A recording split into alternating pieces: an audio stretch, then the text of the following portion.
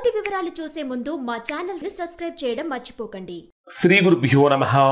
శ్రీ మహాసరస్వత్యై నమః. ఓం నమః శివాయ. నారాయణ శాస్త్రి ఆస్ట్రాలజీ ఛానల్ వీక్షిస్తున్నటువంటి ప్రేక్షక మహాశీలకు స్వాగతం, సుస్వాగతం. ఈరోజు మనము మేషరాశి వారికి సంబంధించినటువంటి వివాహ ఉద్యోగ విషయాలు ఏ విధంగా ఉంటాయి, అంటే వివాహం ఏ విధంగా ఉంటుంది, ఉద్యోగం ఏ విధంగా ఉంటుంది, ఇటువంటి పరిహారాలు చేసుకోవాలి అనేటటువంటి విషయం తెలుసుకుందాం. మేషరాశి వారి యొక్క వివాహ విషయాలంటే మ్యారేజ్ అండ్ రిలేషన్షిప్ వీటికి సంబంధించినటువంటి విషయాలను కనుక మనం పరిశీలిస్తే సహజంగా మేషరాశి వారిలో తీవ్రమైనటువంటి ప్రేమ ఉంటుంది. అంటే ఎవరి మీదనైనా సరే ఒక ఎఫెక్షన్ కనుక పెంచుకున్నట్లయితే ఆ ఎఫెక్షన్ అంత తొందరగా తగ్గించుకోరు. అవతల వాళ్ళు సరిగా రెస్పాండ్ అవ్వకపోతున్నప్పటికీ కూడా వీళ్ళ యొక్క ప్రేమను చూపిస్తూనే ఉంటారు.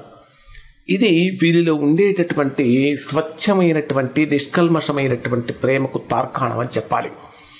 అంటే అలానే ఏదైనా ప్రేమ లేదా ఈ ప్రేమ సంబంధమైనటువంటి విషయాలను వీళ్ళు సంపూర్ణంగా మునిగిపోతారు. అంటే సంపూర్ణమైనటువంటి హోల్ హార్టెడ్ పర్సన్స్గా ఉంటారు. అలానే వీరికి సహనం అనేటటువంటిది కొంచెం తక్కువగా ఉంటుంది. కాబట్టి లైఫ్ పార్ట్నర్ని అర్థం చేసుకునేటటువంటి విషయంలో కొంచెం సహనంతో ఉండాలి, ఓర్పుతో ఉండాలి అనేటటువంటి విషయం వీరికి ప్రధానంగా చెప్పదగినటువంటి సూచన.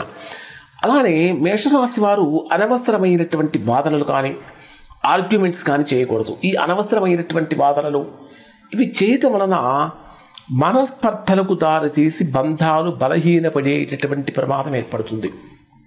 ముఖ్యంగా చెప్పాలంటే మేషరాశి వారికి ఆత్మవిశ్వాసంతో కూడినటువంటి సంబంధం అంటే అణిచివేత, సహనం ఇట్లాంటివి వీళ్ళు అసలు భరించలేరు. వీళ్ళు ఎవరితోటైతే రిలేషన్లో ఉంటారో, ఎవరినైతే వివాహం చేసుకుంటారో, ఎవరినైతే వివాహం చేసుకోవాలనుకుంటారో అటువంటి వారు ఖచ్చితంగా ఈ అణిచివేత ధోరణి కనుక ప్రదర్శించినట్లయితే వీరు ఆ రిలేషన్లో నుంచి బయటకు వచ్చేస్తారు.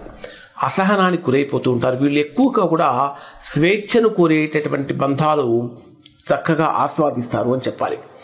అసలు మేషరాశి వారికి వివాహానికి అనుకూలమైనటువంటి రాశులు ఏమిటంటే ప్రధానంగా ఇప్పుడు మనం జనరలైజ్డ్గా చెప్తున్నటువంటి వాటిలో మేషరాశి నుంచి సహజ పంచమ స్థానం అంటే ఏమిటి? సింహరాశి.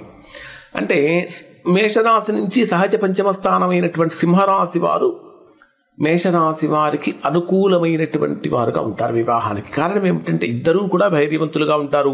ఇద్దరు కూడా ఫైర్ సైన్స్ కావటంతో సహజంగా కూడా కలిసిపోయే అవకాశం ఉంటుంది. అలానే ధనుర్రాశిని కనుక తీసుకుంటే అంటే 9వ స్థానం అవుతుంది. ధనుర్రాశిని కనుక తీసుకుంటే మానసిక సామరస్యంతో కూడినటువంటి బంధం. అంటే ఇద్దరి యొక్క ఆలోచన విధానం కానీ వేసేటటువంటి అడుగులు కానీ ఒకే రకంగా ఉంటాయి. కాబట్టి అవి కొంతవరకు వీరికి ధనుర్రాశి కూడా అనుకూలంగా మారుతుంది. నెక్స్ట్ కుంభరాశిని కనుక తీసుకుంటే వీళ్ళు స్నేహభావంతో ముందుకు వెళ్ళే అవకాశం బలంగా కనిపిస్తూ ఉంటుంది. కాబట్టి మంచి ఫ్రెండ్లీ అట్మాస్ఫియర్ వారిద్దరి మధ్య కనిపిస్తుంది. కాబట్టి కుంభరాశి కూడా వివాహానికి అనుకూలంగా మారుతుంది. మరి ప్రతికూలమైనటువంటి రాశులు ఏమిటంటే కర్కాటకం కనుక తీసుకుంటే భావోద్వేగపరంగా తీవ్రమైనటువంటి ప్రతికూలతలు ఉంటాయి. ఎందుకంటే ఇద్దరూ కలిసి ఒకే ఇంట్లో జీవిస్తున్నప్పటికీ కొన్ని ముఖ్యమైనటువంటి విషయాల్లో వీరిద్దరి మధ్య ఏకీకృత భావన అనేటటువంటిది ఉండదు. అంటే ఒకే రకమైన భావన ఉండదు. సో భావోద్వేగాల పరంగా, ఎమోషన్స్ పరంగా కొంచెం ఇబ్బందులు కలుగుతూ ఉంటాయి కర్కాటక రాశి. అలానే వృషభ రాశి వారిని అంటే మేషరాశి నుంచి వృషభ రాశి వారిని కనుక వివాహానికి తీసుకుంటే ఈ స్థిరమైనటువంటి భావజాలం వల్ల మొండితనం అనేది ఏర్పడుతుంది. అంటే ఒకటి అగ్నితత్వ రాశి, 2 భూతత్వ రాశి. భూతత్వానికి విపరీతమైన సహనం ఎక్కువ, అగ్నితత్వానికి మొండితనం ఎక్కువ. ఈ రెండు కలవకపోవటం వలన కొంచెం ప్రతికూలతలు కలుగుతూ ఉంటాయి. అలానే కన్యా రాశి వారిని కనుక వివాహం చేసుకున్నట్లయితే ఆచారపరమైనటువంటి విభేదాలు బలంగా కలుగుతూ ఉంటాయి. తద్వారా కూడా వీరికి ఇబ్బందులు కలుగుతూ ఉంటాయి. తర్వాత వివాహపరంగా కనుక తీసుకుంటే 7వ స్థానం బలహీనంగా కనుక ఉన్నట్లయితే ఖచ్చితంగా ఆలస్యంగా వివాహం జరుగుతుంది. లేదా వివాహం జరిగిన తర్వాత కూడా వివాహపరంగా సమస్యలు కలిగి విడిపోయే ప్రమాదం వస్తుంది. కాబట్టి ఇక్కడ మీరు వివాహం చేసుకోవాలనుకుంటున్నటువంటి వారు ఖచ్చితంగా చేయాల్సింది ఏంటంటే మీ వ్యక్తిగత జాతకంలో 7వ స్థానం ఏ విధంగా ఉంది, 7వ స్థానం మీరు లగ్నం నుంచి చూసుకోవాలి. లగ్నం నుంచి 7వ స్థానం ఏ విధంగా ఉంది, బలంగా ఉందా, బలహీనంగా ఉందా అనేటటువంటి విషయం తెలుసుకోవాలి. బలంగా ఉంటే బ్రహ్మాండం, బలహీనంగా కనుక ఉంటే వివాహ బంధం వీక్ అవుతుంది. అలానే ఆ శుక్రుడు కనుక శుభస్థానాలలో కానీ శుభస్థితిలో కానీ ఉన్నట్లయితే ఖచ్చితంగా భార్యతో లేదా భర్తతో అనురాగ బంధం బలంగా బలపడుతుంది అని చెప్పాలి. జనరల్గా మేషరాశి వారికి కుజదోషం అనేటటువంటిది ఉండదు. ఎందుకంటే మేషరాశి వారి కుజదోషం ఎందుకు ఉండదంటే రాశ్యాధిపతి కుజుడు కాబట్టి కుజదోషం యొక్క ప్రభావం అయితే ఈ రాశి వారి మీద పెద్దగా ఉండదు. కాబట్టి దాని గురించి మీరు పెద్దగా భయపడాల్సినటువంటి అవసరం అయితే లేదు.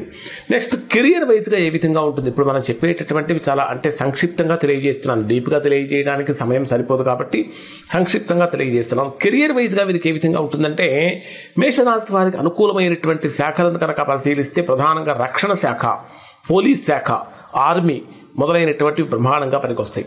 అలానే అగ్నిమాపక శాఖ అంటే ఫైర్ ఇంజన్స్ లాంటివి, ఈ అగ్నిమాపక శాఖ, ఆటలు, క్రీడలు, స్పోర్ట్స్ మేనేజ్మెంట్ ఇవన్నీ కూడా మేషరాశి వారికి పనికొచ్చేటటువంటి రంగాలు.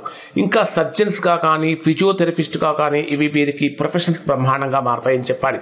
ముఖ్యంగా చెప్పాలంటే నిర్మాణ రంగం అంటే కన్స్ట్రక్టివ్ ఫీల్డ్ అంటే రియల్ ఎస్టేట్ రంగం అంటే ఇంజనీరింగ్ కానీ సివిల్ కానీ మొదలైనటువంటివి కూడా వీరికి బాగా పనికొస్తాయి. అలానే టెక్ స్టార్టప్స్ కానీ మేనేజ్మెంట్ ఎంటర్ప్రెన్యూర్షిప్స్ కానీ ఇవి కూడా ఇక్కడ మేషరాశి వారికి అనుకూలంగా మారుతూ ఉంటాయి.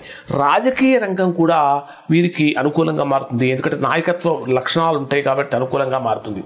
ఉద్యోగ ఫలితాలకు గ్రహాల యొక్క బలాలను కనుక మనం పరిశీలిస్తే మేషరాశి వారికి సహజ దశమ స్థానాధిపతి ఎవరు అంటే శని.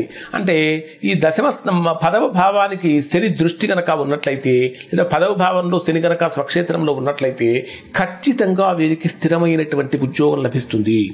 అదే మేషరాశి వారికి బుధుడు కనుక బలంగా ఉన్నట్లయితే కమ్యూనికేషన్లో కానీ మార్కెటింగ్ రంగాలలో కానీ పబ్లిక్ రిలేషన్స్లో కానీ లేదా టీవీ న్యూస్ ఛానల్స్లో యాంకర్స్గా కానీ వీళ్ళు బ్రహ్మాండంగా రాణించగలుగుతారు. అలానే గురువు లాభ దృష్టిలో కనుక ఉన్నట్లయితే లేదా లాభస్థానంలో కనుక ఉన్నట్లయితే లేదా లాభస్థానం మీద గురువీక్షణం కనుక ఉన్నట్లయితే వీళ్ళు నైతికతతో కూడినటువంటి ఉద్యోగం చేస్తూ ఉంటారు. న్యాయవాదులుగా కానీ కౌన్సిలింగ్ కానీ ఇలాంటి ప్రజలకు పనికొచ్చేటటువంటి రంగాల్లో ప్రజలకు న్యాయాన్ని చేకూర్చేటటువంటి రంగాలు వీళ్ళు బ్రహ్మాండంగా ఉంటారు. మరి వ్యాపార విషయాలు ఏ విధంగా ఉంటాయంటే అంటే వివాహ ఉద్యోగ వ్యాపార విషయాలను కనుక మనం పరిశీలిస్తే భూములు, రియల్ ఎస్టేట్ ఇవి వీరికి కనుకొచ్చేటటువంటివి. అలానే అంటే ఏదైనా వ్యాపారం ప్రారంభించాలనుకుంటే మేషరాశి వారికి అనుకూలమైన వ్యాపారం ఏమిటంటే భూములు కొనటం, అమ్మటం కానీ, రియల్ ఎస్టేట్ వ్యాపారాలు కానీ, ఎలక్ట్రానిక్స్ కానీ, గ్యాడ్జెట్స్ కానీ, ఆటోమొబైల్ రంగం కానీ, ఇంకా చెప్పాలంటే స్పోర్ట్స్ వస్తువులు కానీ, జిమ్ ఎక్విప్మెంట్కి సంబంధించినటువంటివి కానీ, ఇంకా సైనిక అవసరాలకు సంబంధించినటువంటి సరఫరాకు సంబంధించినటువంటి వ్యాపారాలు కానీ, కొత్త స్టార్టప్స్ కానీ, కొత్త ఆవిష్కరణలపై ఆధారపడేటటువంటి వ్యాపారాలు వీరికి బాగా ఉపయోగపడతాయని చెప్పాలి. మరి వ్యాపారపరమైనటువంటి విజయానికి వీరికి ఇచ్చే సూచనలు ఏమిటంటే కుజుడు బలంగా ఉండాలి. అలానే మీరు కుజుడు కనుక బలంగా ఉంటే చేసిన శ్రమకు ఫలితాన్ని ఇస్తాడు. అదే కుజుడు కనుక బలహీనంగా ఉన్నాడనుకోండి, సపోజ్ కర్కాటక రాశిలోనో కుజుడు మీ రాశికి 12వ స్థానంలోనో కనుక ఉన్నాడనుకోండి, సో ప్రతికూలమైన ఫలితాలు అంటే గొప్ప ఫలితాన్ని పొందలేకపోతూ ఉంటారు. అలానే రాహు కనుక 3వ స్థానంలో కానీ 11వ స్థానంలో కనుక ఉన్నట్లయితే మార్కెటింగ్లో కానీ బిజినెస్ డెవలప్మెంట్లో కానీ మొదలైనటువంటి రంగాల్లో బ్రహ్మాండమైనటువంటి లాభాన్ని కలిగిస్తాడు. అలానే శుక్రుడు కనుక మీకు బలమైనటువంటి స్థానంలో కనుక ఉంటే వ్యాపార దృష్టి కూడా పెరుగుతుంది. అన్నిటికంటే ముఖ్యంగా మహిళలకు సంబంధించినటువంటి వ్యాపారాలు కనుక చేసినట్లయితే గొప్ప ఫలితాన్ని పొందుతారు. ఇక ఈ ప్రొఫెషనల్గా ఇన్బ్యాలెన్స్ అయినటువంటి వారు మంగళవారం రోజున ఉపవాస నియమాన్ని కనుక పాటించినట్లయితే వీరికి మంచి ఫలితం కలుగుతుంది. మంగళవారం రోజున ఆంజనేయ స్వామిని పూజించడం వలన కూడా మంచి ఫలితం కలుగుతుంది. మీరు రాశ్యాధిపతి కుజుడు కాబట్టి ఓం అం అంగారకాయ నమః అనేటటువంటి మంత్రాన్ని ప్రతిరోజు ఒక 108 సార్లు పఠించడం వలన కూడా మంచి ఫలితం అనేటటువంటిది వీరు పొందుతారు. ముఖ్యంగా చెప్పాలంటే ఎరుపు రంగు వస్త్రాలు కానీ, ఉల్లిపాయలు కానీ లేదా గోధుమలు ఇట్లాంటివి దానం చేయటం వలన కూడా వీరికి ప్రొఫెషనల్ అంటే వృత్తిపరంగా వ్యాపారపరంగా ఏర్పడినటువంటి ప్రతికూలతలన్నీ కూడా తొలగిపోతాయి. ఇవి మేషరాశి వారికి సంబంధించినటువంటి మనకు వివాహ ఉద్యోగ వ్యాపారాలకు సంబంధించినటువంటి విషయాలు. శుభం.